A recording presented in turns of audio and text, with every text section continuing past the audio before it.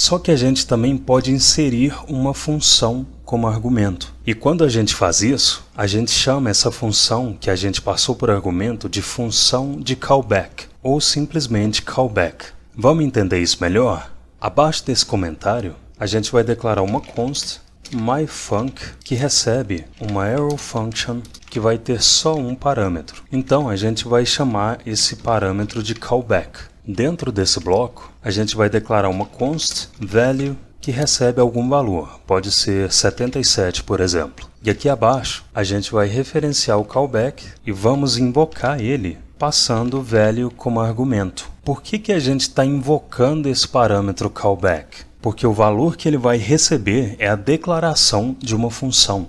Então, quando a gente invocar essa função, a gente precisa inserir como argumento dessa invocação a declaração de uma função. Então aqui abaixo, a gente vai invocar a myFunc e ao invés de inserir uma string, ou um número, ou um array como argumento dessa invocação, a gente vai inserir uma função. Ou seja, essa função está sendo atribuída para esse parâmetro. E aqui embaixo, a gente está invocando essa função. Só que observa que na invocação dessa função, a gente está passando esse value como argumento. Ou seja, a declaração da função precisa ter um parâmetro. Então a gente pode chamar esse parâmetro de number. Como essa arrow function tem só um parâmetro, a gente pode remover os parênteses que envolvem esse parâmetro. E dentro do bloco dessa função, a gente pode inserir um console.log e passar o number. Se a gente salvar, a gente vê 77 exibido no console. Então qual que foi o fluxo aqui? De cima para baixo, essa função foi declarada e aqui embaixo ela foi invocada recebendo uma função por argumento. Ou seja, essa função foi atribuída para esse parâmetro callback.